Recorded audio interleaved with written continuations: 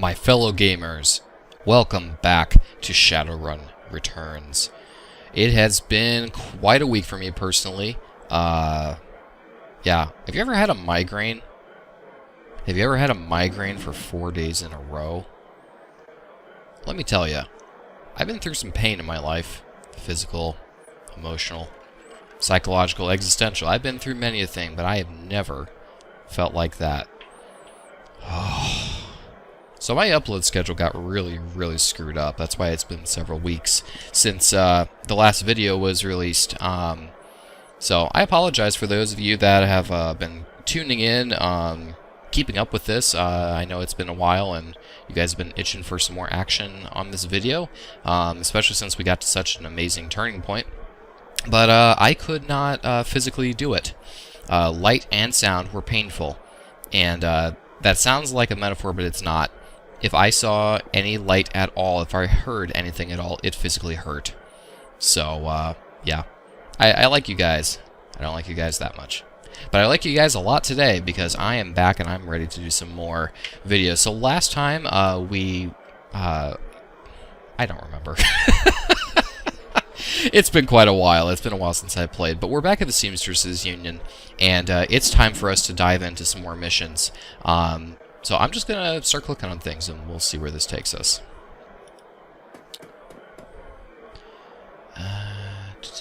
Yeah. So we talked to her last time, and she gave us the key to go down to kind of the secret part of this base. What does this guy have to say? Van Grass is busy talking on his comlink, checking his heads-up display, and motioning to a runner standing nearby all at the same time. He's an intense little man. You get the sense that he likes to look busy.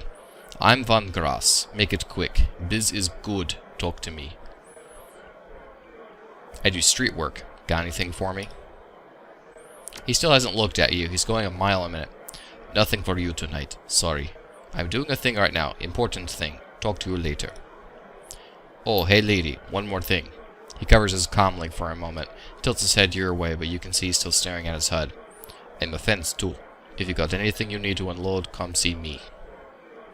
Okay, good to know. There was a person over here. Looks like she's currently AFK, so we'll have to find her later on. Okay, so let's talk to Johnny Clean here. Johnny Clean, Johnny Clean. Johnny leans on his seemingly brand new mop, surveying the crowd at the Union. Where's the safe house? Piano's a little out of tune. Check it out. Okay. Nah, there's still something else we gotta click on. Come on now. We all know how RPGs work. The whole control bouncer in the immaculate suit stands as impassively as ever. The absence of dust on his broad shoulders is the only real indication that the man ever moves. He nods to you when you approach. Evening. I see Coyote's back, looking only a little worse for the wear. We have you to thank for that?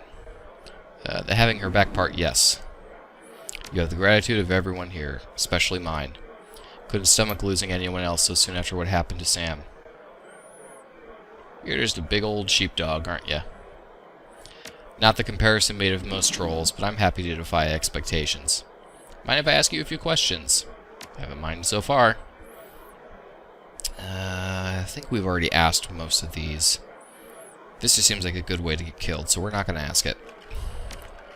Get you around. Awesome. So let's see what this piano's about. The piano looks like it's been here since the Union was built, but doesn't look like anyone has played it in earnest for almost as long. Let's inspect it first. The piano seems normal until you notice that it is very rigid. Upon further inspection, it's because the piano is bolted to the wall. A close look at the floor reveals skid marks, indicating that the piano slides to the left. Play chopsticks. You're a natural. You should give up shadowrunning and become a touring pianist. Johnny does not look impressed. Oh, that's funny. I forgot about that. Alright, let's play this secret code. As you slowly pick the notes out on the keyboard, they spark a faint memory of wonder, immediately forgotten as the entire piano slides to the left, revealing a hidden staircase. You descend the stairs into the Union safe house.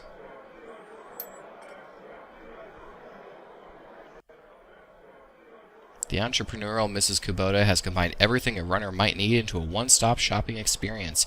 Black market equipment, high-end magical talismans, and a fully stocked cyber surgery dealership. Nice. Okay, well, let's see who all is here. Welcome. No bunks available. Okay.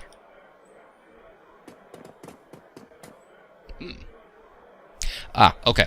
So, you may have noticed in previous videos that we have the option of putting something in an item slot down here, or sending it to the stash. This is our stash. It's kind of like, it's like storage, essentially. So, as far as I know, you have unlimited amounts of space here. So, before I forget, I'm just going to go ahead and put some of this stuff here, because we will definitely be needing at least the med kit. But it's just convenient because a lot of times you'll find things and, you know, you've only got 6 slots and a couple of slots for weapons, so you really need to be able to have some more space available to you. So, excellent. Excellent, excellent. This guy has the yellow talk bubble above him, or I guess this girl. So we're going to walk past her real quick and see who else is here. Ooh, Algernon. I forgot about this guy. He's cool. Past the bar, the edges of the safe house become somewhat indistinct due to the magical haze surrounding a particular elf. The man seems only half of this realm, his mind wandering the far horizons of astral space, while his body peddles his otherworldly wares. Good evening, young elf, and welcome to this humble home that we call the Union. I am Algernon Halfdream. To ease your way through the Sixth World, I offer you the best in magical foci, spells, and fetishes for the conjuring of spirits. Not my thing. He's cool, though. The first playthrough I did, I played as a mage, and so I spent a lot of time at his shop looking around and figuring out what was good spells and all that. Eric Mersman. Change your clothes, change your life, right? Not only will you look better, not that you look bad now or anything, but each one will help to keep you on the right side of the ground. Take a look. Okay. Right. So let's see if there's anything new here. We're interested in boosting our intelligence. We had the black hat. It looks like we've pretty much got the same stuff. I still really like this alley punk one, but I'm still going to pass on it for the exact same reasons as before. Okay, let's talk to T.B. Gruberman. Oh my. That is an intense looking man. Theodore Buster Gruberman is a well-groomed orc, dressed with a precision that suggests the straight lines of a military officer's uniform. His hair is cropped short, high and tight, as they say, and the neatness this presents is only compromised by the uneven tusks protruding from his mouth. The only other defect in this picture of perfection is the man's cybernetic right arm, which is obvious enough to be noticeable, but not so obvious as to ruin the line of his suit. When he speaks, the orc's voice is soft and thoughtful, and he talks almost exclusively in numbers: calibers, ranges, rounds per second, arc of fire, razoring factor, tensile strength, and, of course, price. Bunker Buster Gruberman, at your service. Friends call me Buster. I also answer to Sergeant, Sir, and even Theodore on occasion. Anytime you're in the market for firearms, ammunition, or ordnance, I'm your man. How can I help you? What exactly do you sell here? Things that go bang in all shapes and sizes, plus other odds and ends on occasion. Consider me your own personal armory. All weapons are guaranteed to meet strict UCAS military spec or your money back. In addition, I can handle routine maintenance, repairs, and upgrades if you so desire. And if that wasn't enough, I also teach a safety and instructional course every weekend. This week we're covering bayonets. Mark my word, they're making a comeback. I highly doubt that. Let's look at what you got. Okay, so we had all kinds of stuff here. I wish I had another slot for weapons. I'd like to have something a little more accurate. Even a pistol would be kind of nice, because the shotgun is really powerful, but it's really only good at close range.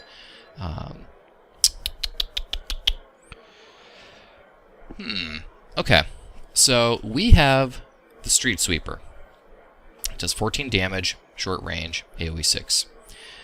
We have access now to the Bernelli Raffaello. It's a 2-point cut to damage, same range. However, it's got twice the capacity before it needs to be reloaded.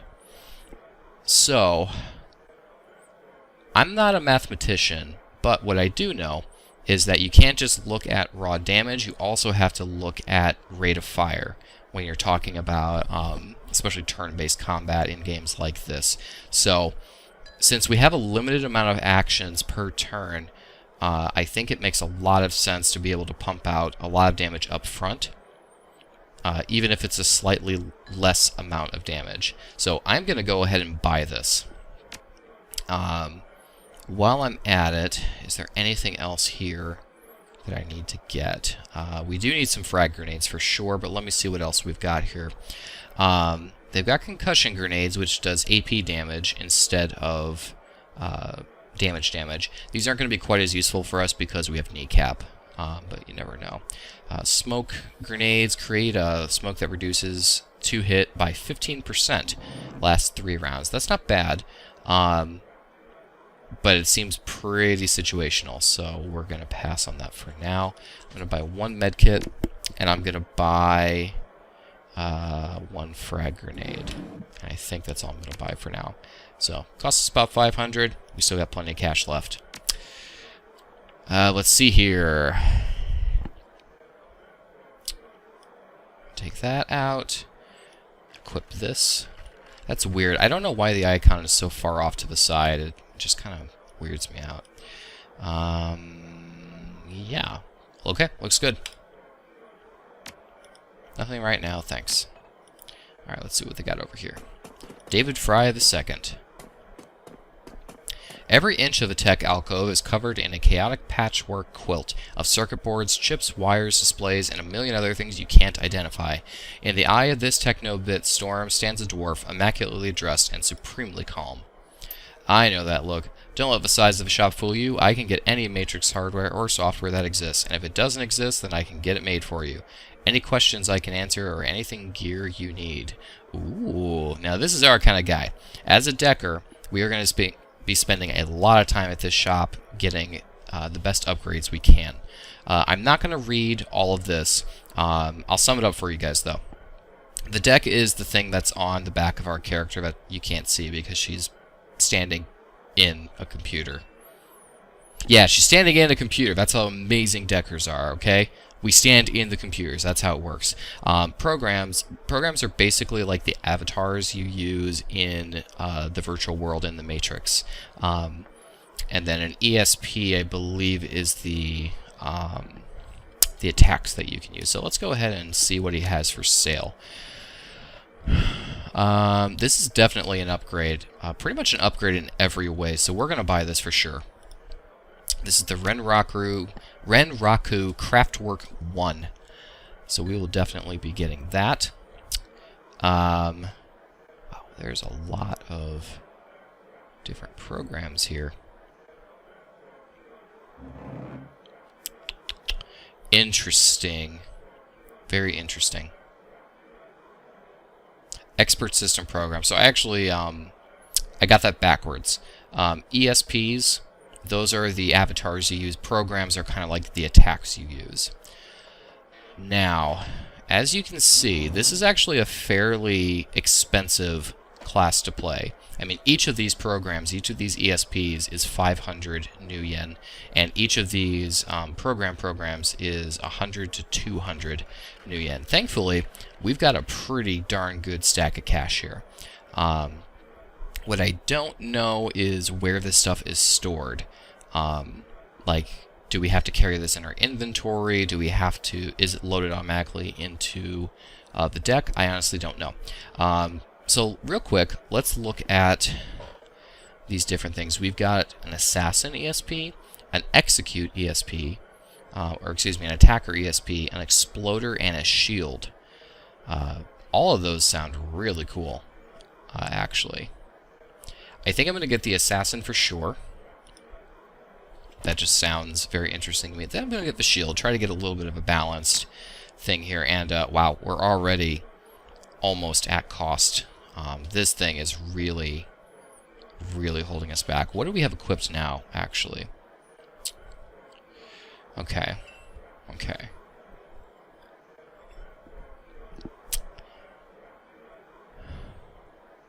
we can afford a couple of these programs. Neither of these two.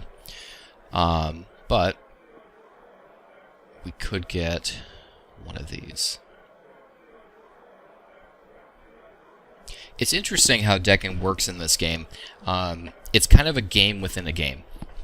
So, you know, the basic combat, you have, you know, AP, HP, I think WP is what they call, no, there's no WP. I was thinking willpower. But, you know, you've got your resources that you use in gun combat, but then for programs, you've got IP damage, IC, deckers.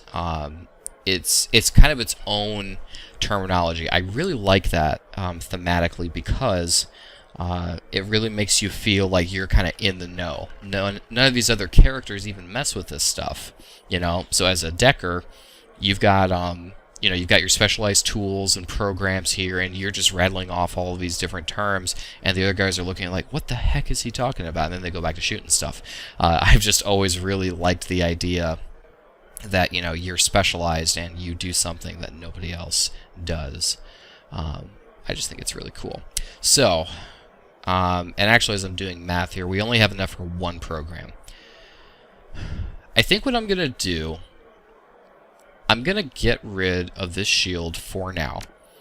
And I'm going to get a couple of programs, because I think having one program that can be a little more versatile, in theory, is going to be better than two programs that can't really do much of anything. So, let's get Medic and Killer. And this looks pretty good. It's got some damage over time.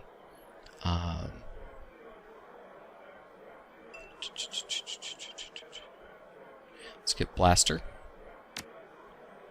And this, I think, is going to be just pretty much essential. Suppression reduces alarm state by 4. Basically, if you spend too much time in the Matrix, other hostile programs get kind of tipped off to your presence. So we're going to want this for sure. And I think that's going to do it for us right now. We will come back and get... where did everything go? Oh, that's right. There's only room for 3 programs in there. Well, shoot, how do I get this on there? Oh, crap. Oh, that's right. That's right. I got this guy here. So how do I equip programs? Let's see. Oh, I'm being rude. Let me introduce you to our resident decker and my good friend, Johnny Clean. While in the same overalls that you saw him in upstairs, down here, leaning over a workbench crammed with circuit boards, cables, and chips, Johnny Clean seems a totally different person. You get the impression that Johnny was once as hot and as invisible as the most infamous deckers today.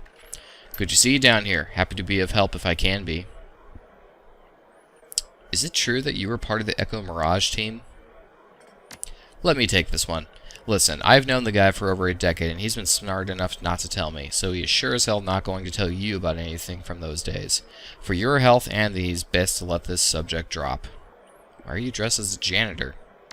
Did I stand out upstairs? No, janitors never do.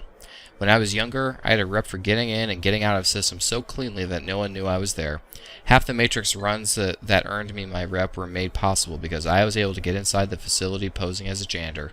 Now it's just sort of a part of me.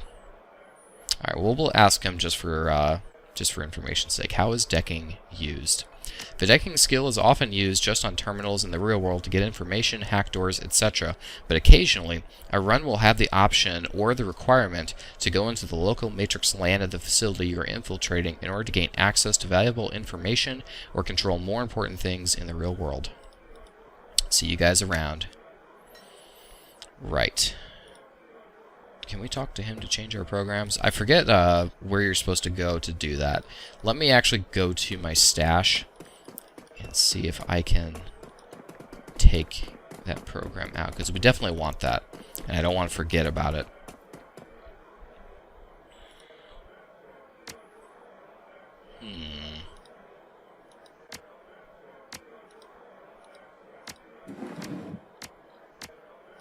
Alright. Then let's go in here. Cyberware. Here we go. No, it's still not there. Ugh. Alright. Well, I'm going to assume that when the time is right, we will have the option to change those programs. It's probably not a safe assumption, but I'm going to make that assumption anyway. Alright, we're going to go ahead and save to this one. Excellent. Alright, we've talked to everyone else down here, I believe. So now we will talk to Dr. Sarah Castle. Make it quick. I need to operate. Thanks for helping me out back there. Looks like you could use a hand. Ouch. Bad joke right now. She looks down at her mangled arm. Okay, folks, I'm going to have to ask you to go sit in the waiting area. Watch some Trivid or something. This young lady and I have work to do. Mrs. Kubota never said what kind of cyber arm she'd pay for. I want something badass. Got one with a laser inside? You'll take what I give you, lady. Now let's have a look at your face. Leave it. Excuse me? Coyote. I earned this face by being stupid. I'm gonna keep it. End story. Whatever you say, kid. With one swift move, she sinks a syringe into Coyote's thigh. Nighty-night.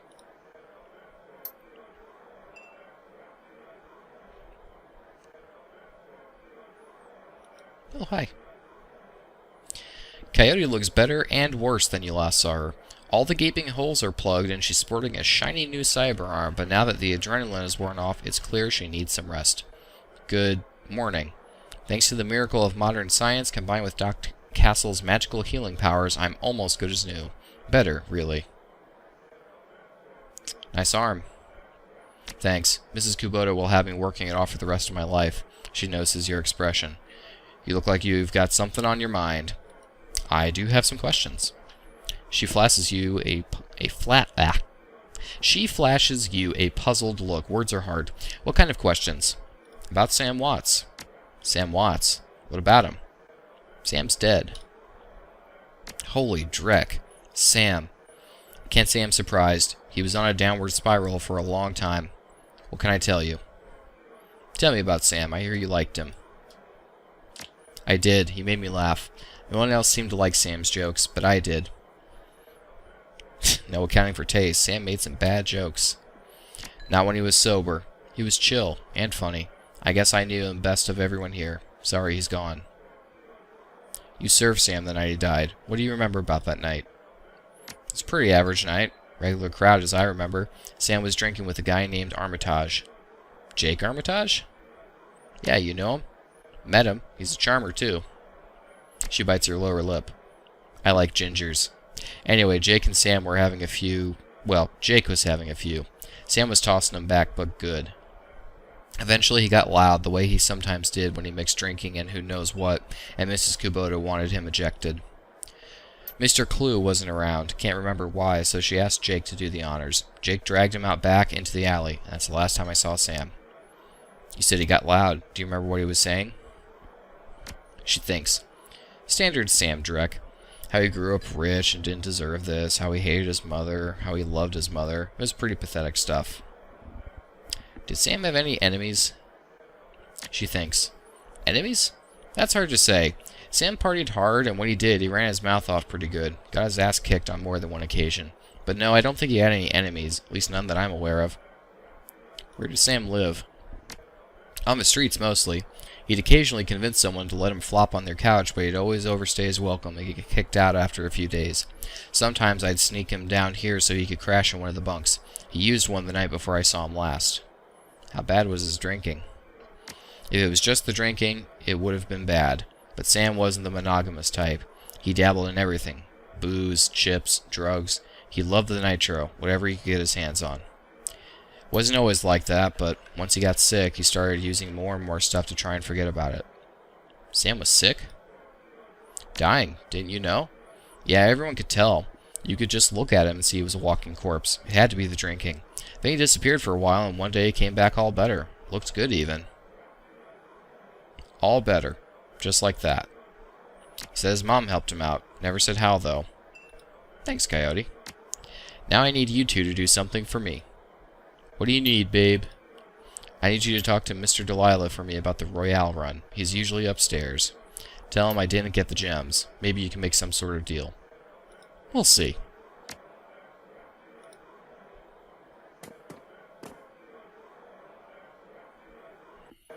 Okay, so we got some new objectives here. We can investigate Sam's bunk. We need to speak to Mr. Delilah. Meet all the black market vendors in the safe house. I thought we did that. Apparently we missed someone. So let's go downstairs and see who we're missing. Is it Castle?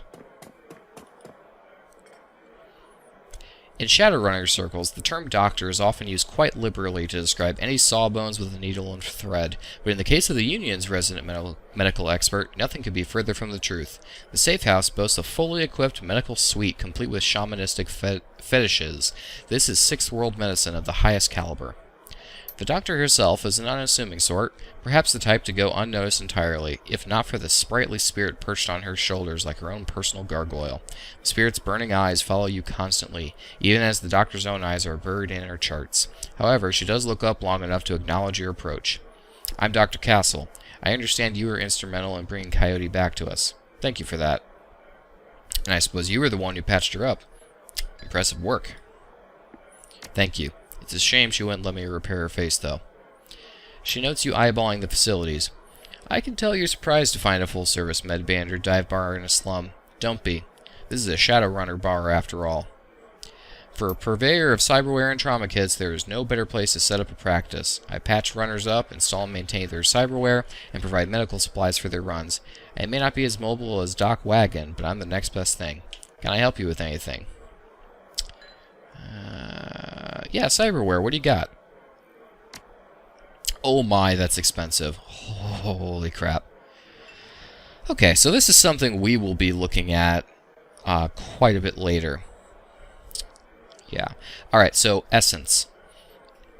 If memory serves, the way Essence works in this game is the less Essence you have, the less you are affected and able to use magic. So basically, the more machine you are, the less effect magic has on you.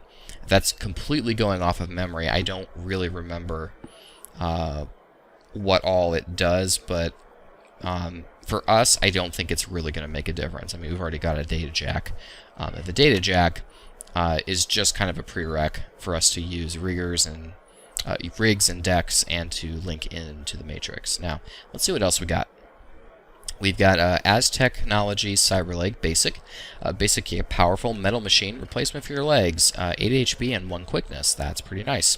We've got this bone lacing plastic that adds 1 body to our skull. That's pretty awesome. Vision magnification eyes, plus 3% to hit. Excellent. Silvertech Cyberarm, plus 6 HP. A data jack. And Ares dermal plating, which is plus 2 armor. So this looks like it's mostly for people that are in combat a lot, but it may not be a bad idea for us to go cyborg, actually. I think that'd be pretty badass. If nothing else, just getting the extra HP would be pretty freaking awesome. And the quickness would also be very, very nice. So we'll just have to see. My first priority is to get as many programs as we can, so that we are really, really good at decking. You don't want to be kind of, hemming and hawing in this game about what you're going to do. If you're a decker, be a decker.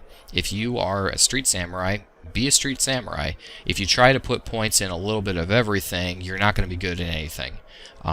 You really do need to invest your money and your points into doing what your character is supposed to do. But good to know. Good to know. What the hell is that on your shoulder? This little guy supports the healing rituals I perform on my patients after surgery, dramatically reducing their recovery time. Not standard procedure, of course, but the results speak for themselves. I see shamanic fetishes, too. You a shaman, too? While modern medical technology makes surgery less disruptive than it used to be, it's still an ordeal for both the body and the spirit, requiring extensive recuperation to properly heal. I am trained in the ways of the spirit world as well as the scientific world. I do my best to heal the whole patient. Interesting. Let's take a look at her medical supplies, and then we'll go from there. Ooh. So they got the platinum trauma kits. This lets you revive someone with 100% life. I think the one we have, yeah, is just 25%. And then, of course, we got some basic med kits here. You know, I think I'm just going to go ahead and buy one of these and send it to the stash. And what else are we going to do with 163 nuyen? So, yeah, we'll just do that. I need to decide whether or not I want this kamikaze in my inventory. Increases body, strength, and willpower for 5 rounds. It really is not best for us. It's fine, but this is going to be better served on someone that's melee or does a lot of upfront damage. So I'm actually going to remove this from our character and put the basic medkit back on. And I think that will do just fine. Now have we completed the quest? Yes. Is there more to do? No. Okay, so it looks like this is just kind of giving us a check mark, which means that we'll get more karma once we complete these last 2 things. Before we shut down the video, I think I am going to complete these last 2 objectives, and then I think that's a good place for us to stop today. So, the bunk is right here. Let's see what we've got. The bunk is a mess and reeks of booze. Searching through the sheets, blankets, and pillow, you find an old photograph that has seen a lot of wear. Look at the image. The picture is of a blonde boy and girl, both about age 14, sitting on a dock on the edge of a lake. They appear to be twins. The boy has his arm tied around the girl's shoulders and is mugging for the camera. The girl is planting a kiss on his cheek while making rabbit ears behind his head with her finger. On the back, written in a woman's hand, are the words, Sam and Jessica, Lake Sammamish State Park, summer 2040. Pocket the photo. Okay, so let's go upstairs and talk to What's-His-Butt. Explain to him that Coyote's an idiot, and she ran solo into a drug den. My lord! Mr. Delilah looks small and tough, with an untraceable shoddy on his back and a heavy vest under his trench coat. He's got the air of someone who gets things done and occasionally does them himself. He might be an ex-runner, one of the rare ones smart enough to move over to management when he felt his reflexes slowing down. What do you want?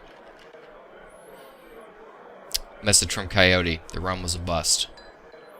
Why don't you tell me yourself? That's a show of disrespect. She's downstairs in the med bay. Got her arm torn off on the job. Holy hell. How'd she make it back? I pulled her ass out of there. Mr. Delilah looks you up and down, takes you all in. Yeah, I bet you did. Okay, tell Coyote no hard feelings. I'll have someone else get the stones. Listen, you look like the sort of woman who might run a crew of your own one day. Might need a little talent. When that happens, you come to me. I'll set you up. I'll remember that. You do that. Alright, so now we just have to return to Coyote. We will do that at the beginning of next episode.